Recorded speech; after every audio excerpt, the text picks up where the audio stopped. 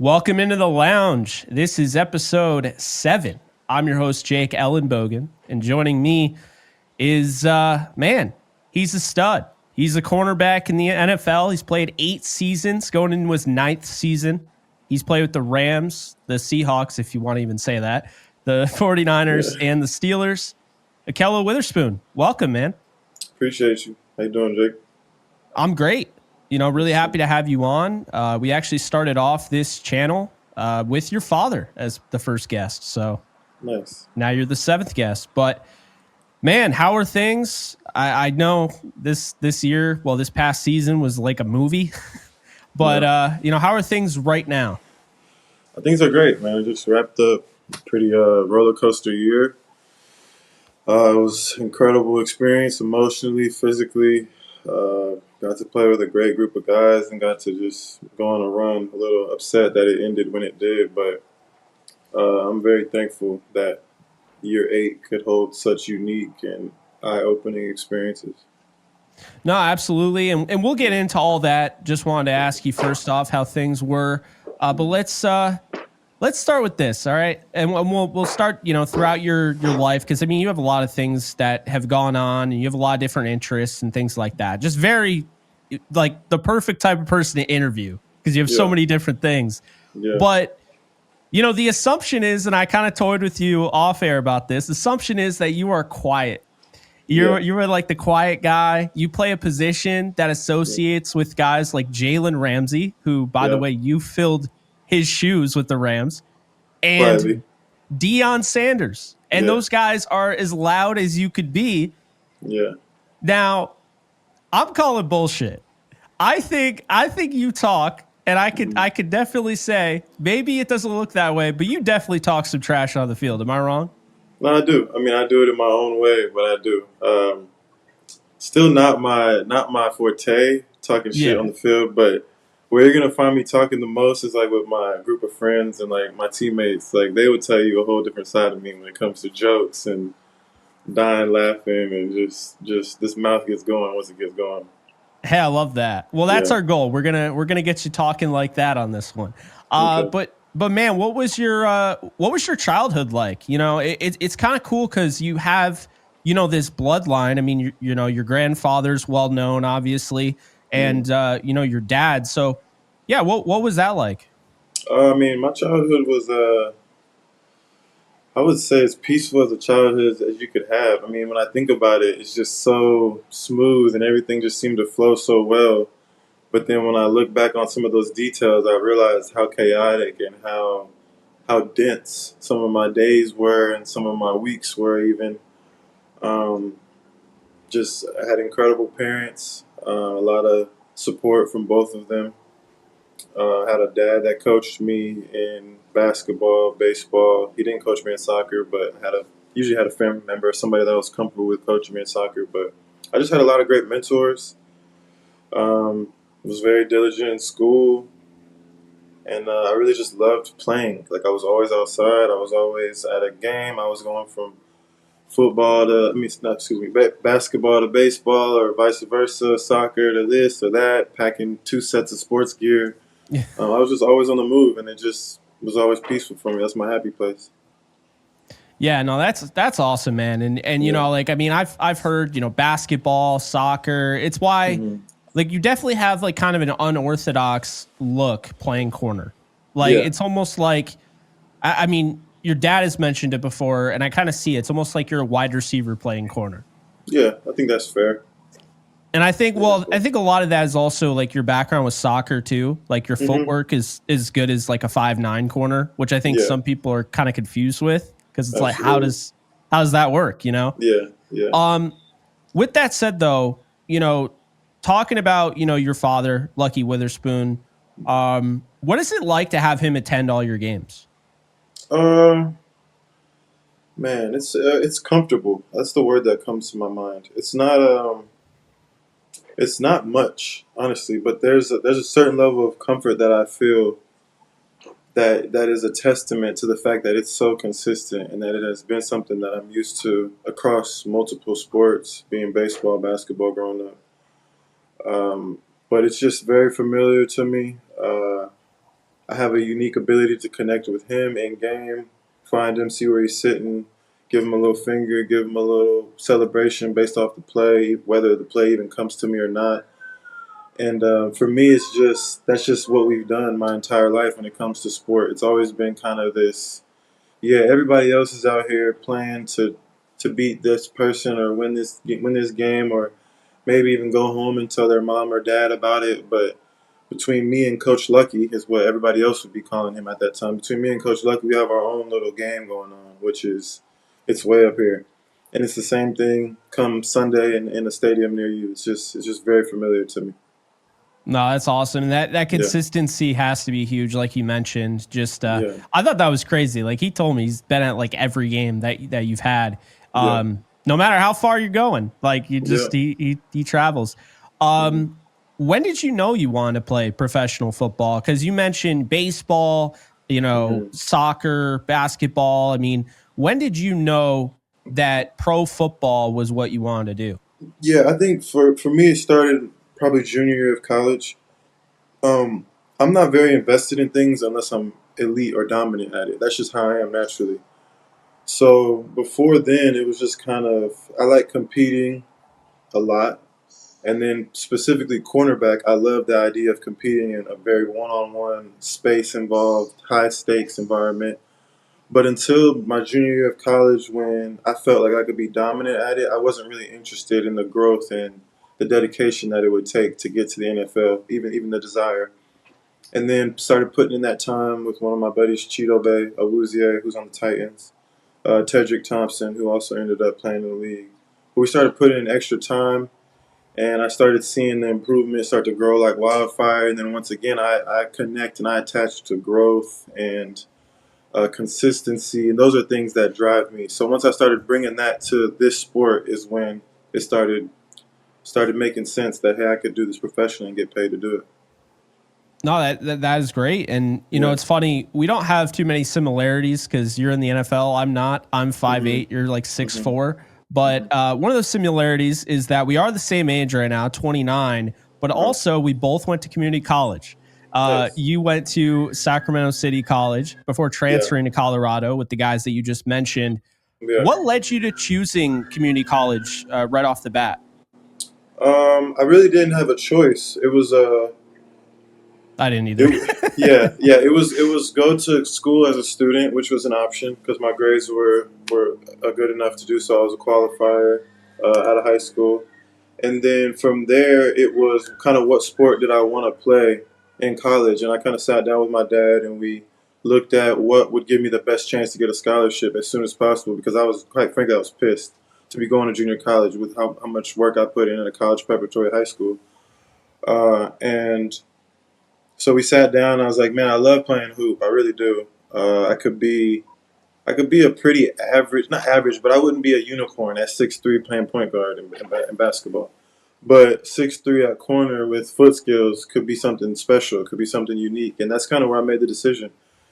Uh, and then and then that summer, going into junior college, really started getting more reps at cornerback specifically. And like I said, the desire and the love of competing at that position, it's like nothing else in sport. And so just having that feeling, and I was like, yeah, like this is where I want to do it. This is where I want to go for it. But I had to go to JUCO to get film because my high school tape wasn't good enough. So did that for one semester, and then was able to get to Colorado. Yeah, I like that you have kind of a different path taken. I mean, another guy that went to community college was Bryce Harper. I'm pretty sure Hmm. you know who he is. So it Yeah, is a reminder that not everybody. It's not one size fits all when yeah, you get yeah. to that level, which is so Hmm. cool. What were some obstacles about starting at community college? Would you say? I would say the lack of motivation around me. First and foremost, the familiarity. I would prefer be a little more uncomfortable. I was going to and from my dad's house, going to school around the corner where I drove past this junior college for 4 years. Second, would say, man, them not throwing at me after the first 2 3 weeks of junior college. My coach had to switch me to safety actually, so I could get a little bit more involved. And then I would say third, honestly, just the fear and the self doubt and the concern because I had just put so much value on being a college student. at a university. I wasn't even thinking about sports when I'm in there going through geometry and algebra sophomore, junior year of high school. Like I'm not even thinking about sports. So just being at a junior college and what felt like a remedial semester in terms of the learning element of it, that was probably the most challenging part. Yeah, I can imagine. And Yeah. it's funny because, I've talked to players that have, played in those spring leagues, right? Going from the Mhm. NFL to spring leagues. And it's almost kind of Mhm. like what you're describing, maybe not the same amount of motivation. Like, Mhm. there are some guys that, are playing like the XFL or whatever, and they got the motivation of like an NFL player. But then you look around, you're like, oh, that's why that guy's not in the NFL because he does not Yeah. care. And Yeah. so, yeah, it definitely, I could see how like you probably stood out from the pack in a big Yeah. way. For And that had sure. to have been kind of hard. I didn't even think about that. I mean, Mhm. what you're talking about essentially is that your coach had to switch positions for you to be able to Mhm. get some tape out there. Yeah. Like, that's Exactly. wild Yeah. So because they you were weren't too throwing good. at me. Yeah, they weren't throwing at me after the first 3 weeks. Man, But that's yeah. tough. And Yeah. that's an obstacle.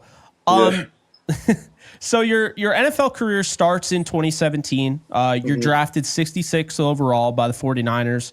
Mhm. What did that experience mean to you? And what were your draft day arrangements? Like, kind of take me through that day, when you get the call and who was around you. Yeah. So I was with a lot of my family at my dad's house in Sacramento. I kind of had an idea it wouldn't happen day one. Sat through it with a smaller group, and then more people came around on the second day where I was thinking I could get a call.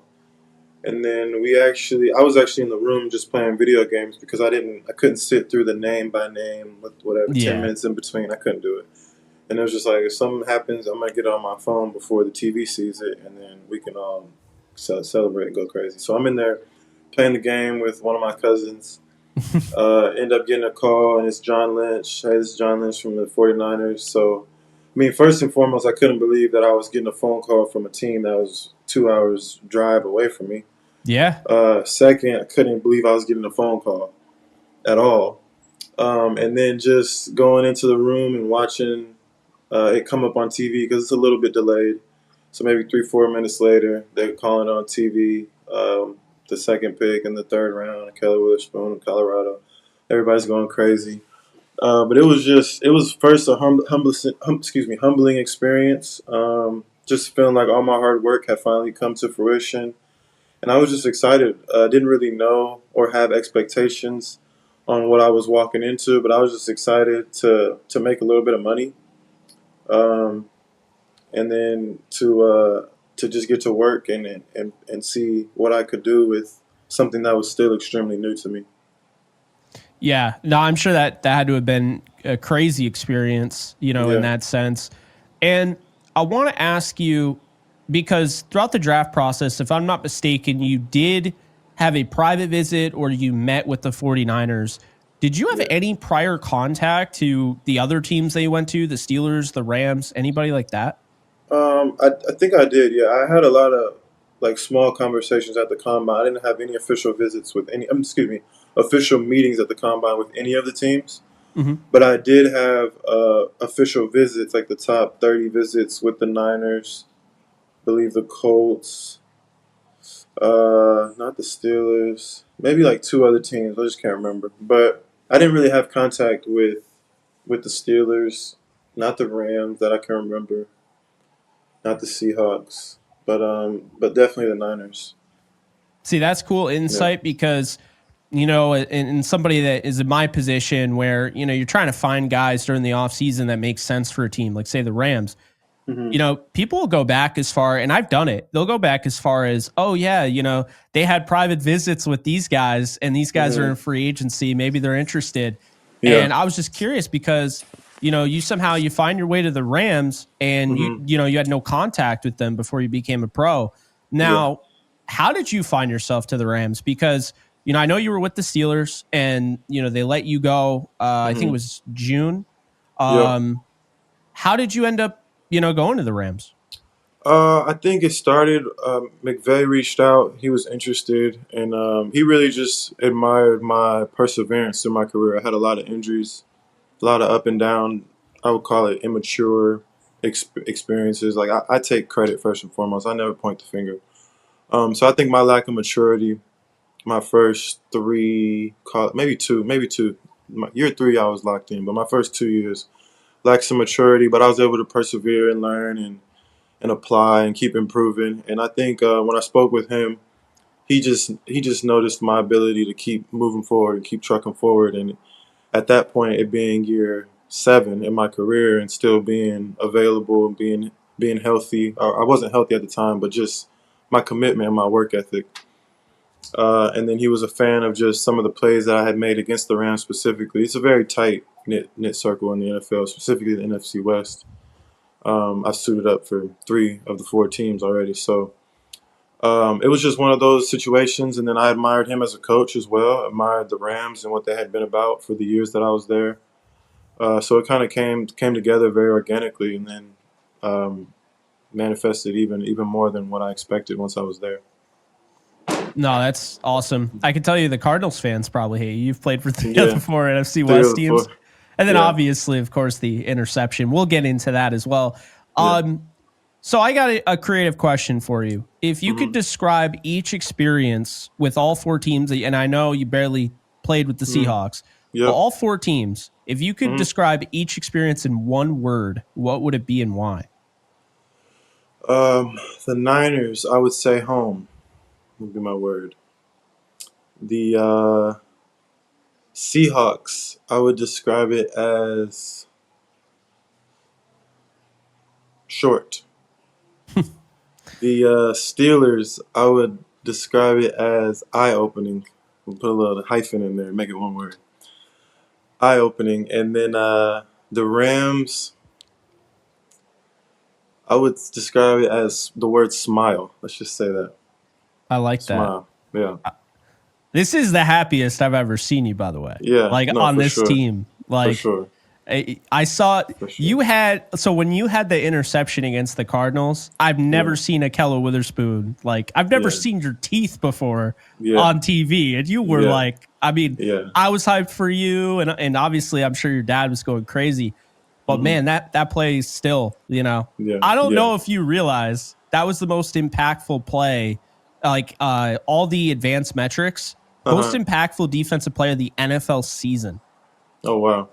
I don't know if you knew Makes sense that. to me. It may make sense to me. We're about to lose, and then we end up winning. Yeah, Like that's that. Yeah. crazy. With that Yeah. said, toughest receivers you've had to line up against. Jamar Chase, start and finish the list right there. Everybody else, I don't see. But Jamar Chase, I have ultimate respect for him. Wow. So Jamar Yeah. Chase is just on another level. Yeah, I think he's one of one for my skill set. Another guy might have another answer, but Jefferson's and Higgins and Devontae Adams and what other? Tyreek Hill. Tyreek Hill is another one that's a little uncomfortable for my skill set, but I think that's universal. But I haven't had any negative experiences with Tyreek Hill, so it doesn't, it doesn't stick. But Jamar Chase has had me surprised when I'm like, oh my God, he just caught this ball. Like, but that doesn't happen often. But I would say Jamar Chase is one. When you talk about speed and size and desire, which is a big part of what we do, he's up there for sure. It's funny you said that. I can't believe he caught this ball. I'm sure that's exactly what Jamar Chase was saying in that game last year. Yeah, 2 years ago. Was it week 3? And you did it. I've never even seen anything like that. Yeah. That could never happen again. What the hell? Like, what possessed you to do that? I don't. There was nothing. There was no thought. That's just muscle memory, feeling the ball, and let me just keep moving. You this just hand. do somersault interceptions, in your sleep. I mean, the hell was that? Yeah, he was coming back to the ball pretty aggressive, still trying to get it, and so I was like, it was like a mid-air battle. Like, hell no, that's not happening. Man, and that was like, because with my job, like you have to. You have to find a way to create something that's clickable, like for thumbnails on YouTube. And man, I don't know what this thumbnail will end up being for this show, but I'm really close to doing the one where you have it like this, like with the 44. Even if it's dated, that might be like the best picture of you. Yeah, no, I agree. That's a good one. It just goes so hard, man. Yeah. So you talk about Jamar Chase. Mhm. I guess I'll ask you, being in the same room with guys like, Cooper Kupp and Puka Nacua. I mean, what have you thought about them just from your experience going against them Mhm. in practice? Yeah. Man, I enjoy going against Cooper Cup in practice. Let's say that first and foremost versus Sunday night football, like I did when I was with the Niners. But and then Puka, same thing. I actually mess around with our DB group. I'm like, man, I love that we get to just check Puka in practice because when it comes game time, he's a different animal, and he gets this work for me humbly, but it's just I know that Puka's not even.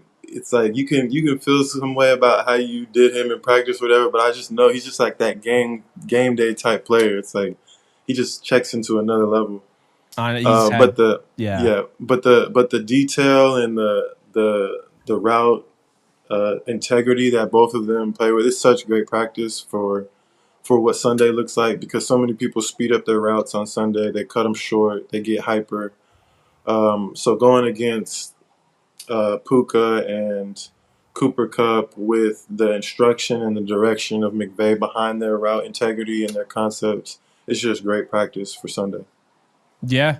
No, Yeah, I can imagine. And it's like yeah, iron sharpens iron type deal, absolutely. It's Yeah. like, I mean, I'm sure Jalen thought the same thing. Jalen Ramsey going up against Cooper Cup and Hmm. some of the guys that they've had over the course of time, whether, that was Hmm. Sammy Watkins or Robert Yeah, Woods or Brandon Cooks. So yeah, yeah, I mean, that's the benefit there that I think a yeah, lot of people kind of overlook is that, this cornerback room is getting all these wide receivers, in absolutely. camp and what have you. Yeah. Um, And they're so both unorthodox, which is a plus as yeah, well. They're not your traditional burner or your traditional no. mover or what we're kind of used to seeing throughout our football career. They impose different challenges. So once you kind of hone in on those, it makes it much easier to show up on Sunday and go against somebody that might have more traditional rhythm to their game. No, I love the way you Yeah. said that. And like Yeah. with Puka, he's like a battering ram. So it's Yeah. like maybe in practice that doesn't quite translate, but in the game, Yeah. like you mentioned, Yeah. You I better hold mean, on. Yeah. yeah. Especially this early in his career. As he gets, going, he's tired Yeah. of taking all those hits. He might skeet out of bounds here and Yeah. there. Right Yeah. now, he's coming right at your throat and he's gonna, Yeah. knock into you. For But sure. as far as, we talked about the toughest wide receivers. Toughest quarterback or quarterbacks that you've had to Hmm. face since being in the NFL? Joe Burrow. Joe Cool. Man, Number one. Yeah. Joe. sounds like we got to get a Rams Bengals Man. Super Bowl as long as you're Man. back. Right. Right. Nah, That'd Joe be Burrow. It's the same thing though. It's just his mindset. It's as a corner. I'm always playing the mind game. I know when I got a quarterback beat. I know when I got him thinking about me. And there's one moment that stands out. Um, week 3 of last year against the Bengals.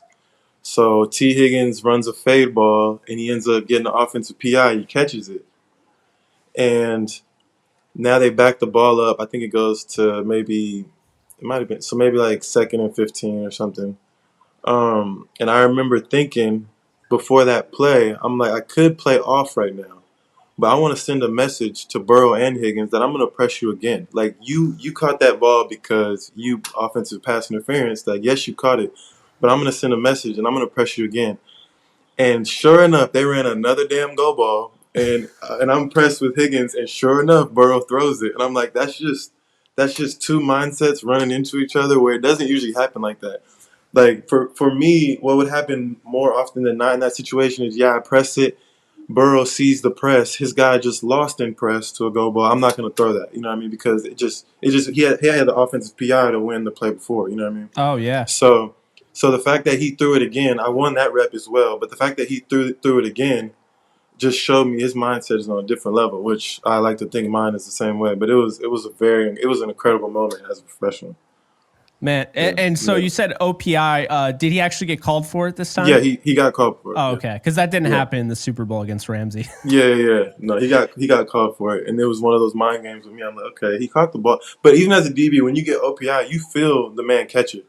Like it stings a little bit. You're like, okay, I'm glad they threw that flag, but man, like that could have been scary close to being a catch. Then he lines up again in the boundary. I'm like, F it, I'm about to go press him again. Like we'll see what he's really about, and then ended up making a play on that one too. But it was incredible. You like Higgins, by the way, because he is a free Yeah, agent, and a lot of yeah, Rams fans yeah. want No, him. I like Higgins for sure. I think he's Okay. consistent. His hands, his catch radius, route running. I think he's a complete receiver. Yeah. No, I Yeah. like that. Hmm. So you mentioned early on when we were talking about, kind of your career and how things have gone on. You mentioned not just, immaturity, but also like injuries, right? Hmm. Is what you've Hmm. been through. And, Hmm. in the 2 seasons you've been a Ram, injuries, people would be like, what injuries? Like Yeah. you've Yeah. played every single game you possibly could, Hmm. including the playoffs. I don't know if you're aware of this. Hmm. You played 33 games for the Rams. Okay. 33. Hmm. What has it meant to be a Ram, to this point? Man, it's been awesome. I think being available first has been the thing that sticks out the most to me. And just being able to compound experiences. People think injuries is just you're out for that game or you're out for that 2 or 3 weeks, but it really does disturb that snowball that gets building as you continue to stack reps on reps on reps. And so to be able to do that for call it 2 years, healthy with a healthy mind as well, around a group of people that I really enjoy going to work with, close to my family. It's just all of it has just been an incredible situation for me. Yeah, and I do want to bring this up because I think a lot of people are curious. Like, you had such a great season for the Rams, filling in, Hmm. and I keep bringing up Jalen Ramsey because he was the guy. I mean, they spent a lot Hmm. of money on him. They trade him Hmm. away, and you come in and you fill his shoes, and you Yeah. you don't miss a beat. Hmm. But you weren't brought back, not initially. Yeah. What was that whole experience like? What was the feeling, and then eventually, what led to that? Eventually, you coming back. Yeah. I mean, I'm just honestly, it didn't feel great. Let's just say that, not to be back because I did enjoy what was one of my best seasons as a player. I enjoyed playing for the Rams. I enjoyed being able to represent for my family in an area that they could get to easily. And then kind of just going through that process of wondering where I was going to end up playing. I had a lot of ego present, as I should, as you can understand. Wasn't really feeling going back to a place where I didn't feel like I was being respected. And then I was able to sit down and have a private conversation, which I won't go into details, but had a good conversation with Shula, Aubrey Pleasant, and McVeigh. And honestly, was just able to tell them how I feel, and that gave me a lot of peace, just to get some of that out of me. And that's when the ego starts to kind of die down. And then out the other side of that, kind of most beautifully through the whole process was just a true adoration and love for competing and playing football, because you get out of all the emotional, personal vendettas and stuff that comes with kind of being hurt from the way that the year before went, and then you realize, man, I love being out here on this grass. I love putting these cleats on and playing the position that I play. And so that's what I enjoyed this year, was really just a newfound love for putting on a damn helmet and going and having fun. No, I love that. And, Yeah. I mean, I think you're one of the more underrated and even disrespected corners in the league. And I feel like that had to take a lot to go back, after Yeah. that. And, Yeah. I mean, I was not the only one advocating for you. There were a lot of people that were upset about the way they Mhm. went, the direction they went in, but it all worked out in the end. Yeah. Um, with that said, kind of going through, all that, you're not really on social media. Mm-mm. So you don't see any of that. So you're probably hearing Mm. that and you're like, I don't care. I don't know what that is. And I have no No. idea. Mm-mm. But, that has to at least hit in some way where, it feels like I shouldn't be on my fourth team. I Mm. should probably have a home at this point. Mhm. And I guess I want to ask you, coming off the 2023 season, then having this season that you had, which you didn't Mhm. get a chance to start most of the games, but Mm. let's be honest here, the defense was transformed as soon as they, gave you that starting role after Mhm. the Bills game. It just Mhm. looked night and day. Yeah. You've already experienced playing 2 years with the Steelers, playing, multiple years with the 49ers, what it means now, 2 years with the Rams, what it means to come back to where, you had unfinished business, right? Mhm. Yeah. How important, because you did also have that Seahawks cup of coffee, Mhm. how important is it in your mind to just come back to a situation where, okay, like we didn't win the Super Bowl and that's the goal. Yeah. How important is it to kind of pick up where you left off and want to be a part of that team? Because obviously it's a business. Not everybody Yeah. will be back, but you know, you have to feel at least in some way this team is close. Yeah. No, I mean, I think every year, first, it resets. I'm a big believer in that. But I do think what you can carry over from year to year is some of those tangible qualities that the men bring to the group. And I think leadership and communication and resolve, that I those are good qualities that I bring to the group, and they kind of spread like wildfire and touch young guys, old guys, guys going through challenges, and just my ability to set an example of what it looks like. I play arguably the toughest position on the field. I lose, and when I do lose, what does it look like? And when I win, what does it look like? And I think just being a good beacon for that journey, which is naturally football, I think it contributes immensely to the projection of a team. And we have this team specifically has a lot of men that have those traits and have those qualities, and that's really why I enjoy going to work with them, because we're all understanding and we're all familiar with the challenges and the speed bumps that come with playing defense in the NFL, playing in the NFL, period. And we all kind of just lean on one another and wipe our shoulders off and keep it moving. And when we have success, we handle that like responsible, humble men as well. And I think that's the most beautiful thing about the team. Yeah, and I have to ask, because you have the 44 in the backdrop that I have over here, and you switched to 4. Yeah. So you screwed me. No, I'm kidding. You could just erase one of those out. Yeah, yeah. Be one of those. What is it? The memes where people just put the duct tape over it. Yeah. That's hilarious. But actually, the rookie that we interviewed on Downtown Rams, Brennan Jackson, he took 44, and we see rookies all the time. I mean, the kicker, right? Josh Carty gave up his 43 for John Johnson. Yeah. How did you not give up? How did you not try and get the 44? You went right to 4. None of my business. What led to that?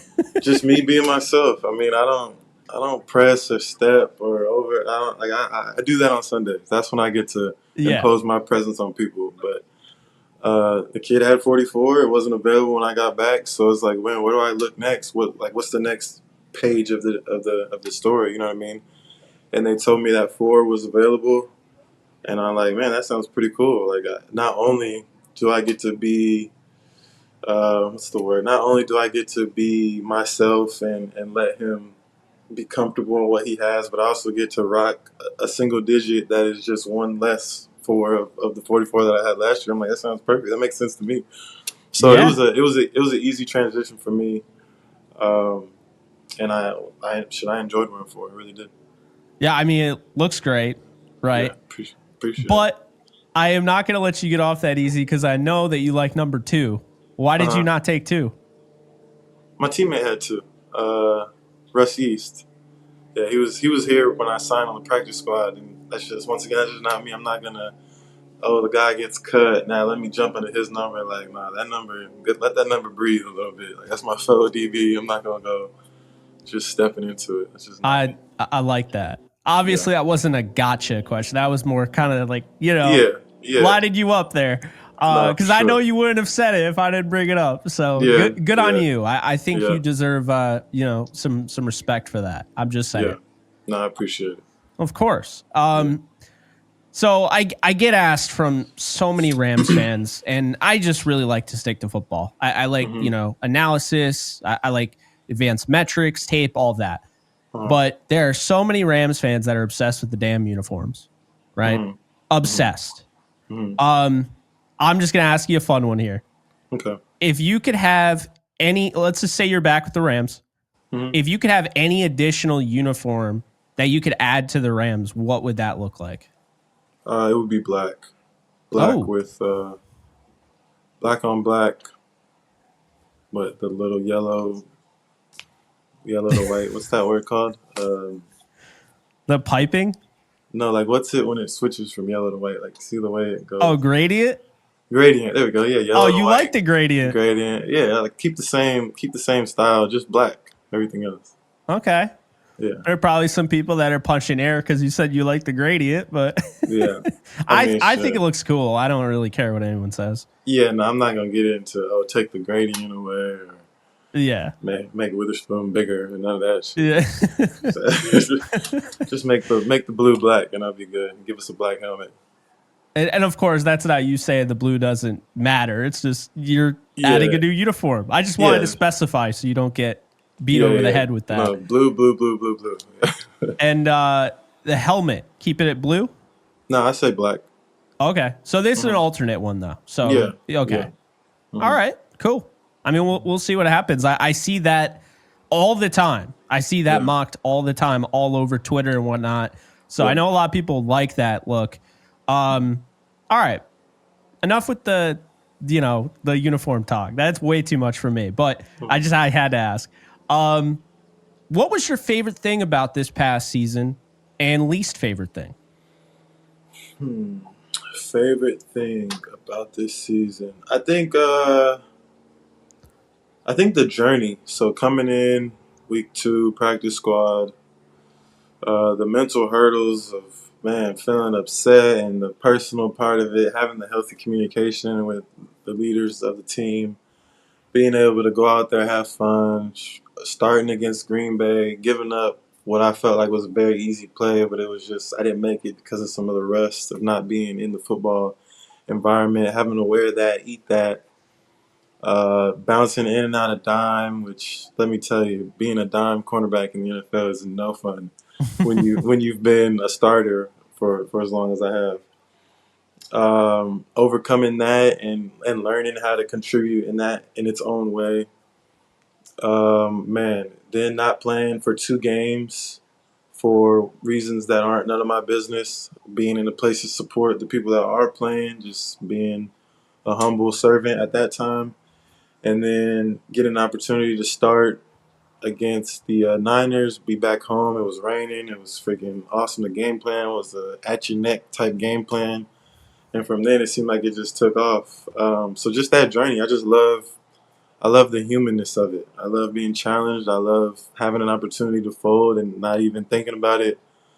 Um, I think that was probably my favorite part. And then the worst part was, what was it, 15 degrees in New York against the Jets. That was the worst. That was the Dude, worst part of the season. It was freezing out there. I was getting rib cramps, like muscles I didn't even know I had oh were cramping up just from shivering. man, it's like Yeah, it was nice seeing you, but yeah, yeah, the cold weather games. I yeah. mean, especially I'll tell you, the 2 coldest days of my life. That was actually my second. That was the Uh, second. That was not the coldest day of my life. okay. Coldest day of my life was 2012. I went to Rams Bills. It was Ryan Hmm. Fitzpatrick versus Sam Bradford. Okay. And dude, it was like I think it was like -1 degrees, but like the Hmm. wind made it feel like -30. Yeah. And our seats were like soaked with like sleet. Hmm. Oh, it was awful. It was Sounds awful. miserable. Yeah. It's absolutely terrible. And this game, people kept coming up to me and be like, "Oh yeah, you're Jake, right? Like YouTube, all Hmm. that." And Hmm. I couldn't move. Like my mouth would not move. By the time Yeah. I got to you, I was more defrosted. I could actually Yeah. have a conversation. Yeah. But dude, I don't know how you played in that shit. Nah, it was tough. And then they were doing the TV timeouts with us Oh out on no. defense, but before every single block of defensive reps. So we walk out there, wind's blowing. We have 2 minutes to just stand out there, and there's a fine line of staying moving, but you don't want to look too cold because you don't want the offensive coordinator to pick you out. You know what I mean from Yeah. upstairs. So it's a fine balance. Like what's everybody else doing? Like how much is everybody else? Kind of like let's all move together, but not do too much. Nobody stand out. But man, it was freezing. Oh yeah. And then I saw, dude, you got your teammate Michael Hoyt, his shirt off. Hmm. What the hell is that all about? Yeah, I can't relate with none of that energy. Like it's freaking cold. Cover up. Simple as that. It's like, no, not doing that. No, Nah, with the TV timeouts, really interesting thing there that you brought up. Like, do they make sure they're balanced, or can you get screwed on that? no, we got screwed. It was placed to be I think Aaron Rodgers and company, whoever they would prefer.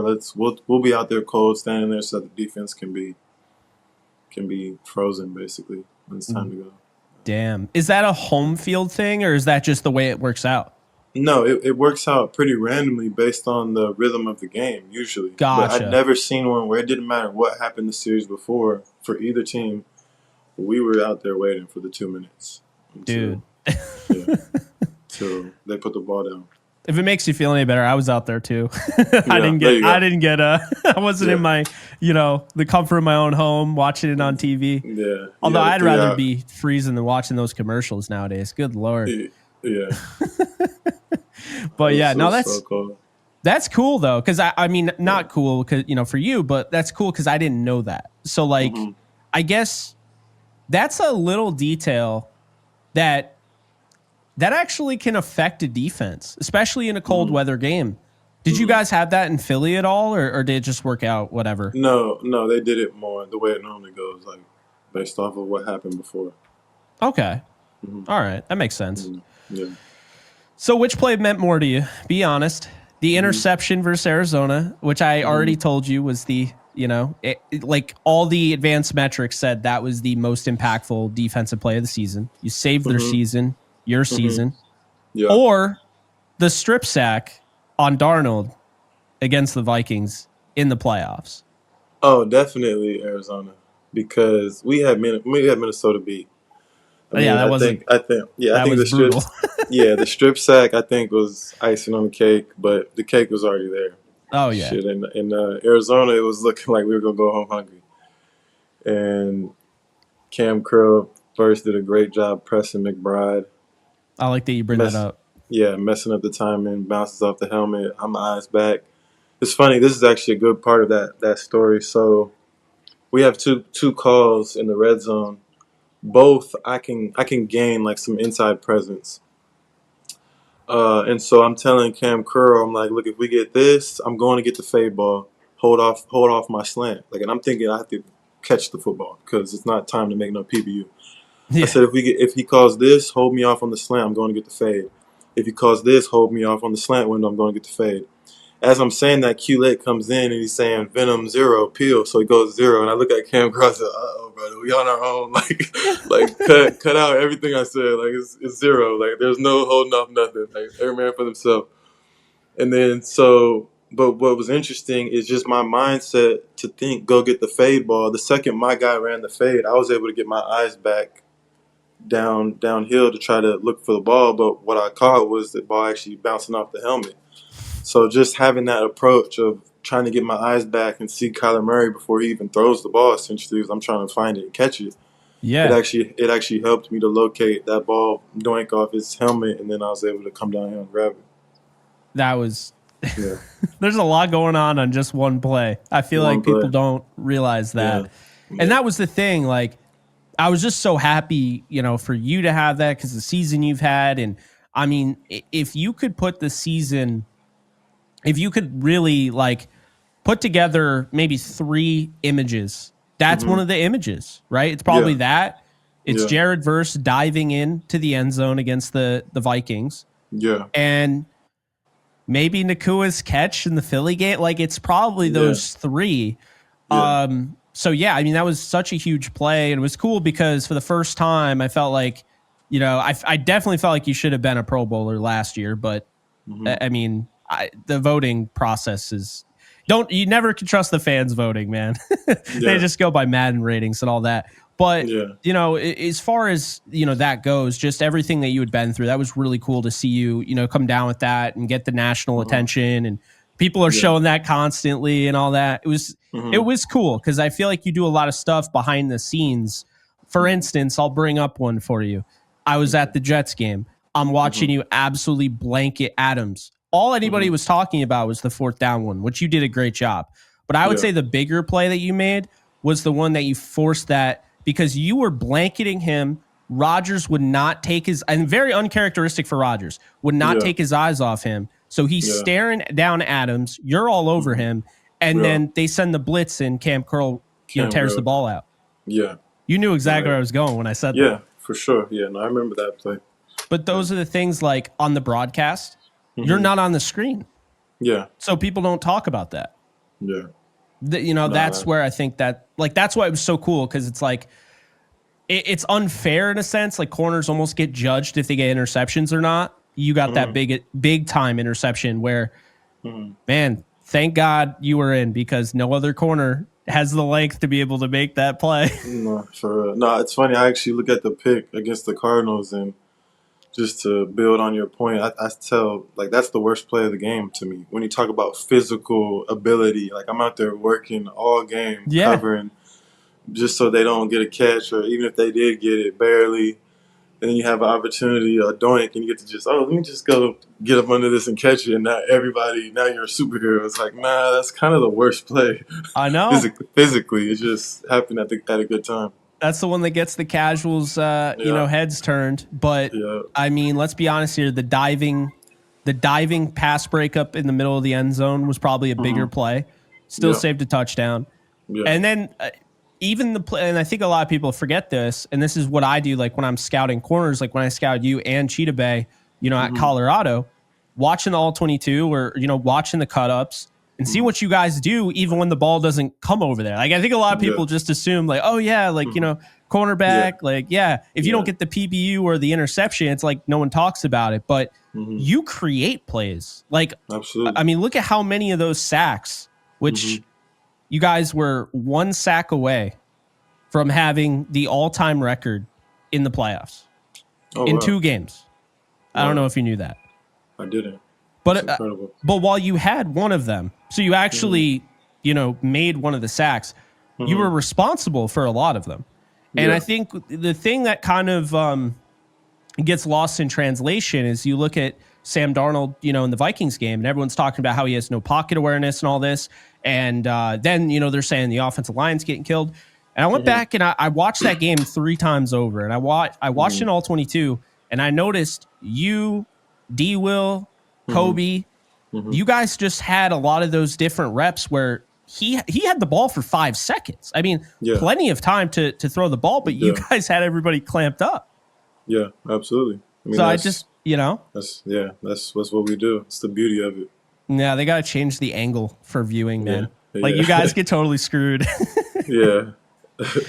I don't know. It's, watching an NFL game, like in person, watching all 22 and then watching the broadcast to you. Yeah. It's like, man, can't we just like keep that like a little bit wider, Yeah, no, I hear you.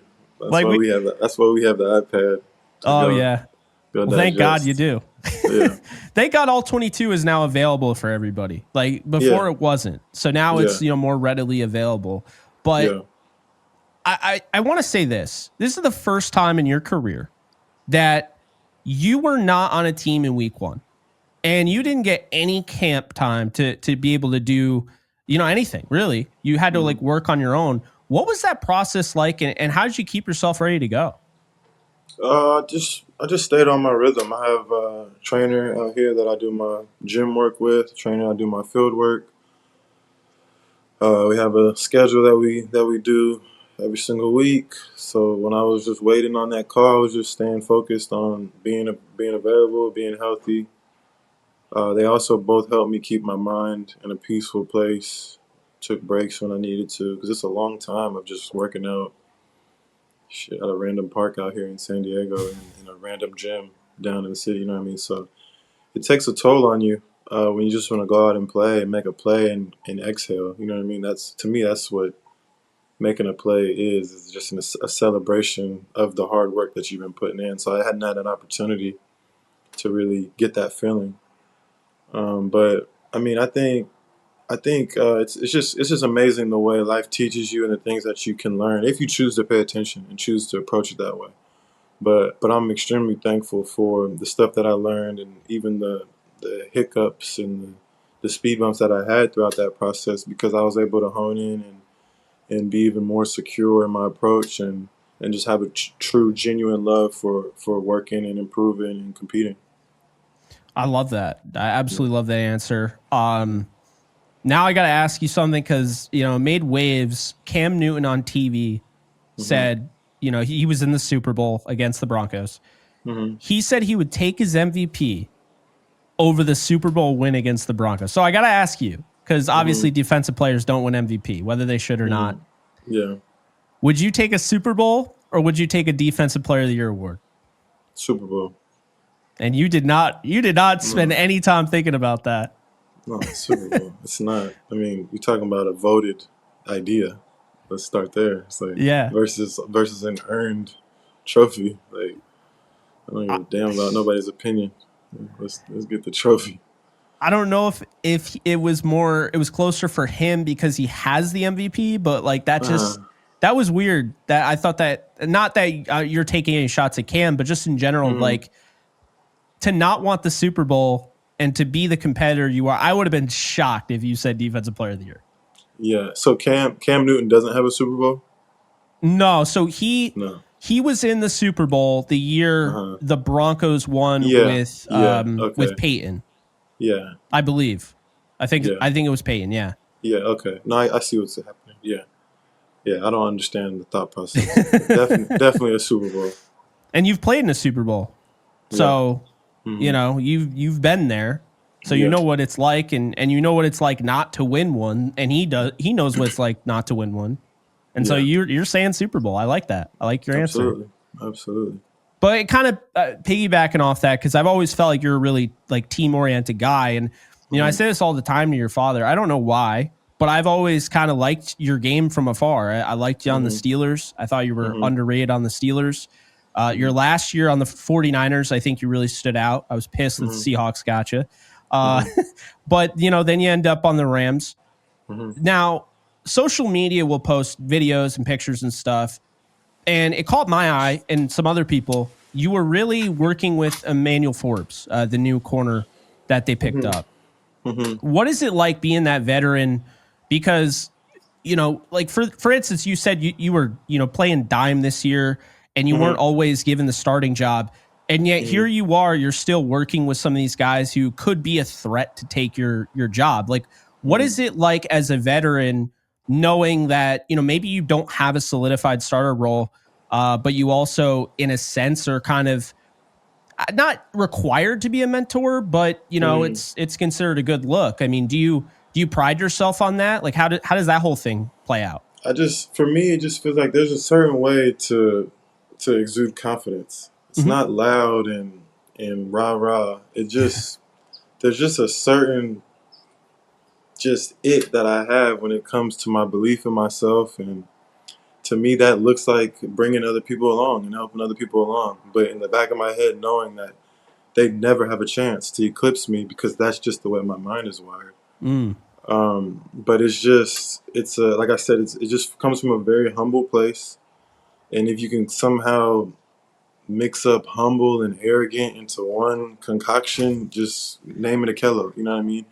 But sounds like Derek Jeter. Yeah, both are there. Both are ever present. One doesn't exist without the other. One doesn't succeed without the other. Yeah. And it's just knowing when and where to lean on each one of those traits. And when it's time for a young guy that comes in that got cut, that's coming from a whole different situation, should potentially sees another similar body and shape that is him, a long corner. It's time to be a servant. It's time to bring him along and let him know that I see him. Let him know that there's opportunity. Let him know that people see him and care about him. And when it's Sunday and they put the ball down, now it's time for him to watch me, because that's just the nature of the beast. And that's just the way I look at it. And I think that's just the way to go about life. And I think it rewards you when you operate in that space. No, that's a great answer. I really do like that. And I mean, that just makes your team better. And again, it goes back to, you know, your answer. I want a Super Bowl. I don't care about Defensive Player of the Year award. I want a Super Bowl. And that to me is telling me that. It's not just your answer. It's the following answer to this question. The way you see it is, I'm going to be on the field either way. Might as well make these guys better behind me. Absolutely. You know? So and even if it's not right now, that's somebody else's business. Like I have a unique way of, it couldn't be me. There's a way to deflect so that you don't eat some of the circumstances. You don't want to be able to wear the circumstances. There's a way to push it. Oh, somebody else is doing well. That's awesome. But it has no impact on my personal belief and what I see myself when that time comes. And whenever that time comes, I will be available because I've maintained that mindset. No, I like that. Yeah. So, what's the typical day in the life of Ahkello Witherspoon, where you're not, of course, interviewing with me? Right now in the off season, Yeah. yeah, just first being a parent. I have two daughters, 3 years old and 7 months. So just being available with them. In the early off season, I'm in the gym with my trainer. Like no field work in the early off season. Hmm. Three times a week. I'll get started on that next week. And then just getting into personal endeavors, reading, music, cleaning up the garage, like just little normal, regular people stuff, just to give myself some balance as I prepare for another swing at it. So, one of your hobbies is cleaning, like your father? I wouldn't say it's a hobby. It's just it's a place for me to be and to relax and to feel regular. Honestly, Yeah. No, yeah, I respect it. yeah, Um, I mean, dude, you got a degree in ecology and evolutionary biology, which yeah. congrats, because that's Hmm. crazy. Hmm. Um, and I know you had plans to be a doctor. I don't know if they're still there, but after your career, what Hmm. led you to your interest in medicine? Mm, what led me? I can't even say something led me. I've just always been interested in science, math. I think that's the foundation of it. And then I would just say a desire to be the best or to be at the pinnacle of that interest. So when I think of science and math, I look at the society and the world around me. This is as a young kid. I'm like, man, what's the best area that people do that, or the most high stakes, challenging environment that people utilize those skills? And to me, it sounds like the medical field. And that's where it started for me. That was my goal as I went into college. That was my focus. And you also got to remember, I was explaining this to somebody actually recently. So I told you junior year of college is when I started believing and having a goal to make it to the NFL. But you have to realize that I've been very interested in education since I was probably 6 years old when it became my own. So this is years and years and years of it kind of brewing. And I would say that my interest and my desire is much more rooted and much deeper when it comes to education because it's not something that I just fell upon junior year of college. It's just been something that I've been about for as long as I can remember. So there's not like a if that's going to happen when football is over. It's more of a just when that time is. I won't be able to live with myself if I don't empty that cup because it's overflowing because it's just years and years of that interest. I like that a lot. Yeah. Now, I Hmm. also want to say this. I see on film you're constantly just interacting and communicating with your guys. Yeah. And you're a really, really smart football player. Hmm. Would you ever consider coaching after you hang up the cleats? Yeah, I think so. Yeah, I Yeah. did. I used to say no, but now that I've stepped into what I think is the realm of expertise, which is taking time and making it my own and having my own experiences that can confirm what I believe is I'm an expert now and I have proof and scars to really cement that. Um, I think I would, and just making my knowledge available. It just seems a little selfish to not be able to breathe these experiences onto a young child or young college student that's interested. No, I like that. And Yeah. now, like me, you're going to be 30 this year. Hmm. How much longer do you see your NFL career going? Ooh, that's a good question. I mean, you Man, don't look like you're even close to the. not even close. That's why it's a good question. It's like six years at least. I Honestly, like that. 6 years at least. And could you see yourself like, would you always want to be playing corner? Or if you saw yourself maybe going down a little bit, would you move to safety? That's another good question. I think I would have to let that happen organically once that time came. But right Yeah. now, just the position of corner is just such a fire in me Oh, yeah. that moving to a secondary position, like what you a safety, you never like that sounds like a surgeon's assistant instead of the actual surgeon. Hey, now, Aeneas Williams did it. You No, know, I understand. I there have been understand, but it's some. not. What? It's not high stakes enough. Safety, they could be a little more comfortable in there. I'm not ready to be comfortable. No, I definitely Yeah, hear you there. It's funny. yeah. No, I 100% get that. Because I remember somebody asking, I forget who it was. It was one of the top corners in the league. I think it was Sherman. And he was Mm-hmm. like, the hell? Like, Mm-hmm. I Yeah, forget when it was, but yeah, yeah, that's kind of always the vibe I got. But yeah, I mean, I know corners move to safety when they get up there in age. There are corners that say all yeah. the time, I'm retiring if it ever gets to that point. Like, I'm not going to do Mm-hmm. it. But Yeah. yeah, no, that's interesting. And um, just I have to ask, we'll move away from football here in just a sec, but I got to Mm-hmm. ask because I probably already did, but Rams fans have to know you want to be Mm-hmm. back with the Rams, right? Yeah, absolutely.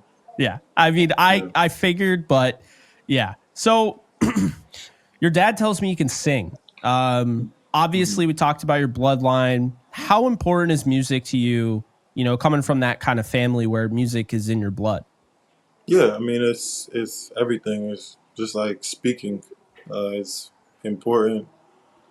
It's ever present as I go about my day. It influences me. I pay attention to it. I connect with people through music, and it's just something that I value.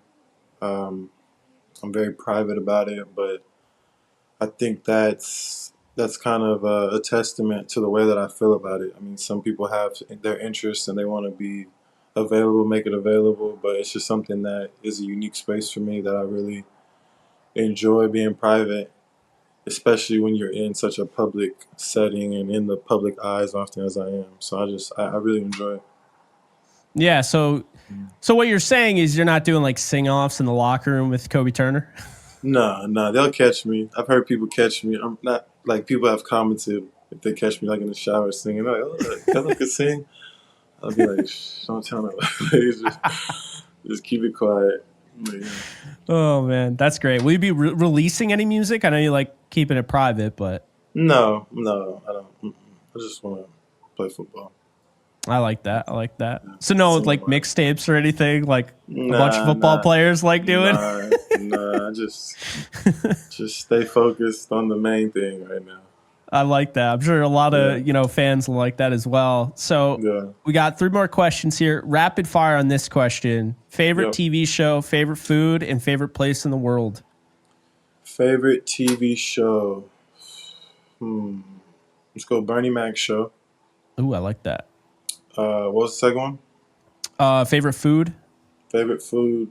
Japanese food, sushi. Call it Love sushi. that. And Yeah. favorite place in the world. Favorite place in the world? Say Maldives. All right. This question here. Craziest story that you can tell on the show.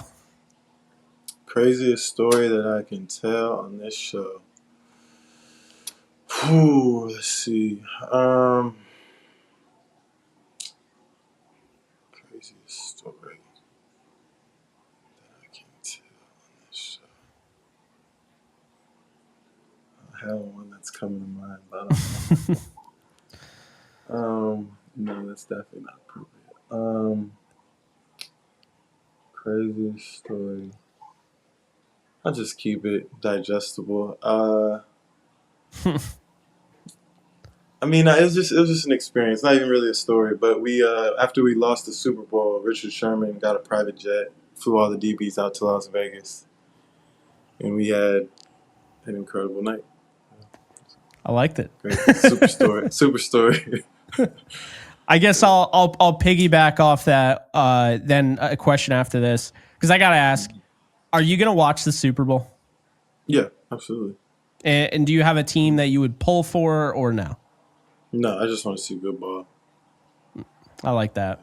Yeah, You guys were friggin' 14 yards away, and I yeah, really do believe if you guys got to SoFi Stadium for the FC title game, we yeah, are talking it. We might not even be talking right now. You might just get, yeah. So, No, no, I oh agree. man, We were it close. stings.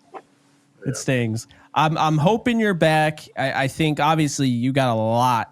I mean, this I thought was the best you've looked throughout your career. Just looking at the Hmm. film and everything, Hmm. Hmm. and the stats were probably better the stats were definitely better in 2023, but 2024 was a wild year, and you kept your composure. And I'll just say this: I don't have to say them by names. People know them. There have been a lot of guys that have come into this building since Sean McVay has taken over. They thought this, then, or the other thing about playing time, and they have demanded a trade.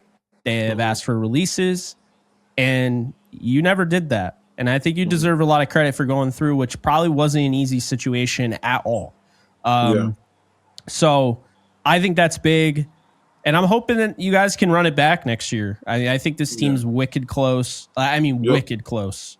Yeah. And I thought you guys were wicked close in 2023, and everyone started saying, well, Aaron Donald retired, this team's going to be bad. And I was like, nope. And the turnaround was great. We just got to get you guys started on like, if you're back with the Rams, of course, we got to get you guys starting on a better track, like 1-4, 3-6, you know. Yeah, I don't know what that's about.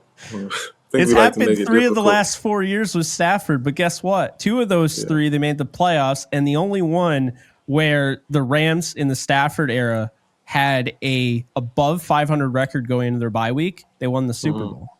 So we got to replicate that again. Absolutely. And Stafford's back too, from what it sounds like. So yeah. We got to get you back in horns. But last thing I will say, and I really appreciate your time, how do you want to be remembered as a person and a football player when it's all said and done? As a football player, start there. I'll just say a great teammate. And that covers a lot of bases in terms of just being available for guys, being consistent, playing hard, playing with technique, taking what we were taught and what we agreed to during the week and applying it on Sunday. And then as a player, as a person, I would like to be remembered as a guy that had fun. Yeah, I think, like I said, you don't really know that side of me, or the world doesn't really know that side of me, but I really pride myself on having fun and having a blast while I do what I do, and do it with a certain level of accountability and responsibility and detail, and it's very, very strategic and all of those things, but I'm gonna have fun while I do it, and that's something that I think will stick with the guys that connect with me. I love that. Well, hey, I did tell you I would get you to talk. We went over an hour. I appreciate your time. I am going to wrap up the show here. And guys, this has been a lot of fun. Kello, I would absolutely, give your socials for them to follow. But, man, you might get some Rams fans cursing at you when they look at the Twitter and they see the 49er thing. That's how long it's been since you've been on social media. Yeah. But I envy you. I envy you for that. I kind of don't have a choice, but I appreciate it. I respect it a lot. But guys, hopefully you guys enjoyed. If you did, be sure to like, subscribe, drop a comment.